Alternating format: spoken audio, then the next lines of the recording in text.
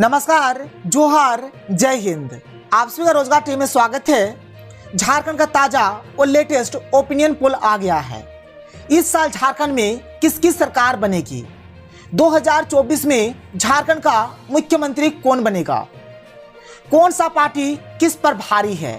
कौन पार्टी जीत रहा है, कौन पार्टी हार रहा है, ये हमें कल पता चलेगा।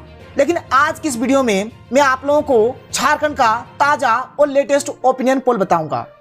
क्या झारखंड में कमल फूल खिलेगा या फिर तीर धनुष या कैंची चलेगा? यहां पर मैं आप लोगों को 24 जिला का जो हमारा 81 विधानसभा सीट है, हर एक सीट का ओपिनियन पोल बताऊंगा। तो चलिए शुरू करते हैं। जिला बाय जिला हम लोग यहां पर ओपिनियन पोल को देखते हैं। हमारे पास जो सबसे पहला जिला है जिसका नाम है पाकुड़। पाकुड़ में 3 विधानसभा सीट है। 3 सीट में से 1 सीट बीजेपी के खाते में और 2 सीट जेएमएम के खाते में जाती हुई नजर आ रही है। आगे देखिए, हमारे पास जो अगला जिला है जिसका नाम है जामताड़ा। जामताड़ा में 2 विधानसभा सीट है और दोनों में से दोनों सीट जेएमएम के खाते में जाती हुई नजर आ रही है। यहाँ पर बीजेपी और अदर पार्टी का खाता भी नहीं खुल रहा है। अगर हम लोग आगे बात करें, जो हमारा अगला जिला है जिसका नाम है रांची। रांची में टोटल 7 विधानसभा सीट है। 7 सीट में से 4 सीट बीजेपी को और 3 सीट जेएमएम को यानी कि इंडिया गठबंधन के खाते में जाती हुई नजर आ रही है। अगर हम लोग अगले जिला का बात करें तो हमारे पास जो अगला जिला है जिसका नाम है बोकारो। बोकारो में टोटल 4 विधानसभा सीट है। 4 सीट में से 1 सीट एनडीए गठबंधन के खाते में, 2 सीट इंडिया गठबंधन के खाते में और 1 सीट यहां पर टाइगर जयराम महतो को यानी कि जेएलकेएम पार्टी को मिलता हुआ नजर आ रहा है। अगर हम लोग आगे बात करें, हमारे पास जो अगला जिला है जिसका नाम है रामगढ़। रामगढ़ में टोटल 2 विधानसभा सीट है और ये 2 सीट में से 1 सीट एनडीए गठबंधन को और 1 सीट इंडिया गठबंधन को मिल रहा है। टाइगर जयराम महतो की पार्टी का यहां पर खाता भी नहीं खुल रहा है। अगर हम लोग आगे बात करें, हमारे पास जो अगला जिला है जिसका नाम है हजारीबाग। हजारीबाग में टोटल 4 विधानसभा सीट है।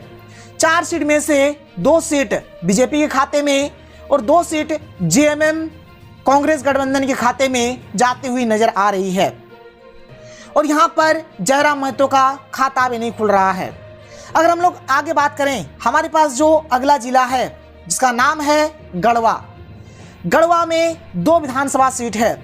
2 सीट में से 1 सीट बीजेपी के खाते में और 1 सीट जेएमएम के खाते में जाती हुई नजर आ रही है। आगे देखिए, हमारे पास जो अगला जिला है जिसका नाम है पलामू। पलामू में टोटल 5 विधानसभा सीट है। 5 सीट में से 3 सीट एनडीए गठबंधन को और 2 सीट इंडिया गठबंधन के खाते में जाती हुई नजर आ रही है। आगे देखिए, हमारे पास जो अगला जिला है जिसका नाम है सरायकेला। सरायकेला में टोटल 3 विधानसभा सीट है और ये तीनों में से तीनों सीट जेएमएम के खाते में जाती हुई नजर आ रही है। हो सके सरायकेला से 1 सीट बीजेपी को मिले, लेकिन अभी के जो आंकड़े हैं, अभी का जो ओपिनियन पोल है, इसके अनुसार अगर देखा जाए तो तीनों की तीनों सीट जेएमएम के खाते में जाती हुई नजर आ रही है। हमारे पास जो अगला जिला है जिसका नाम है गिरिडीह। गिरिडीह में टोटल 6 विधानसभा सीट है। 6 सीट में से 2 सीट बीजेपी को, 3 सीट जेएमएम को और 1 सीट टाइगर जयराम महतो के पार्टी को मिल रहा है। इसके बाद अगर हम लोग आगे बात करें, हमारे पास जो अगला जिला है जिसका नाम है लोहरदगा। लोहरदगा में 1 विधानसभा सीट है और यह जो सीट है जेएमएम के खाते में जाती हुई नजर आ रही है। आगे देखिए, हमारे पास जो अगला जिला है जिसका नाम है सिमडेगा। सिमडेगा में 2 विधानसभा सीट है और ये दोनों के दोनों सीट इंडिया गठबंधन के खाते में जाती हुई नजर आ रही है। आगे देखिए, हमारे पास जो अगला जिला है जिसका नाम है साहेबगंज।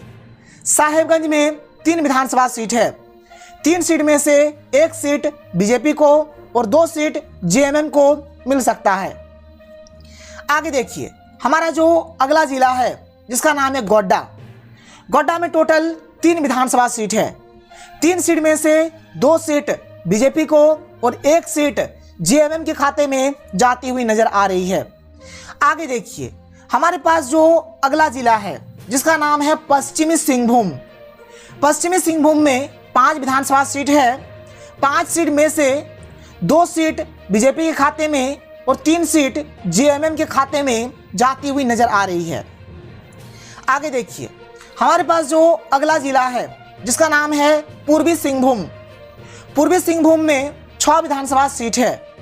6 सीट में से 3 सीट बीजेपी को और 3 सीट जेएमएम को मिल सकता है। इसके बाद जो अगला जिला है जिसका नाम है धनबाद। धनबाद में टोटल 6 विधानसभा सीट है। 6 सीट में से 3 सीट बीजेपी को यानी कि एनडीए गठबंधन को, 2 सीट जेएमएम प्लस यानी कि इंडिया गठबंधन को और 1 सीट टाइगर जयराम महतो को मिल सकता है। आगे देखिए, हमारे पास जो अगला जिला है जिसका नाम है खूंटी। खूंटी में 2 विधानसभा सीट है और ये दोनों में से दोनों सीट इंडिया गठबंधन के खाते में जाती हुई नजर आ रही है। आगे देखिए, हमारे पास जो अगला यहाँ पर जिला है जिसका नाम है चतरा। चतरा में भी 2 विधानसभा सीट है और 2 सीट में से 1 सीट बीजेपी को और 1 सीट इंडिया गठबंधन के खाते में जाती हुई नजर आ रही है। आगे देखिए, हमारे पास जो अगला जिला है जिसका नाम है देवघर। देवघर में 3 विधानसभा सीट है। 3 सीट में से 1 सीट बीजेपी को और 2 सीट जेएमएम के खाते में जाती हुई नजर आ रही है। आगे देखिए, हमारे पास जो अगला जिला है जिसका नाम है कोडरमा। कोडरमा में 1 विधानसभा सीट है और यह सीट बीजेपी के खाते में जाती हुई नजर आ रही है। आगे देखिए, हमारे पास जो अगला जिला है जिसका नाम है लातेहार। लातेहार में 2 विधानसभा सीट है। 2 सीट में से 1 सीट बीजेपी यानी कि एनडीए गठबंधन को और 1 सीट जेएमएम यानी कि इंडिया गठबंधन के खाते में जाती हुई नजर आ रही है। आगे देखिए, हमारे पास जो अगला जिला है जिसका नाम है गुमला। गुमला में 3 विधानसभा सीट है। 3 सीट में से 1 सीट एनडीए गठबंधन को और 2 सीट इंडिया गठबंधन के खाते में जाती हुई नजर आ रही है। आगे देखिए, हमारे पास जो अगला जिला है जिसका नाम है दुमका। दुमका में 4 विधानसभा सीट है।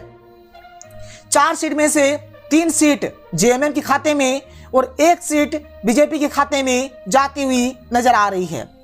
अभी का अगर हम लोग ओपिनियन पोल देखें तो इसके हिसाब से इंडिया गठबंधन के खाते में 46 सीट यानी इंडिया गठबंधन फिर से इस बार अपनी सरकार बना सकते हैं और एनडीए गठबंधन को 32 सीट जबकि टाइगर जयराम महतो के पार्टी जेएलकेएम को 3 सीट मिलती हुई नजर आ रही है। अब आगे का जो आंकड़ा है ये हमें कल के चुनावी परिणाम के बाद ही पता चलेगा। लेकिन आप लोग 2024 में मुख्यमंत्री के रूप में किसे देखना पसंद करते हैं, नीचे कमेंट सेक्शन पे कमेंट करके हमें जरूर बताएं कि 2024 का अगला मुख्यमंत्री कौन बनेगा।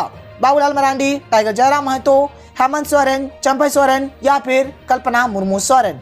तो हम लोग मिलते हैं अगले वीडियो में। Thank you. जय हिंद।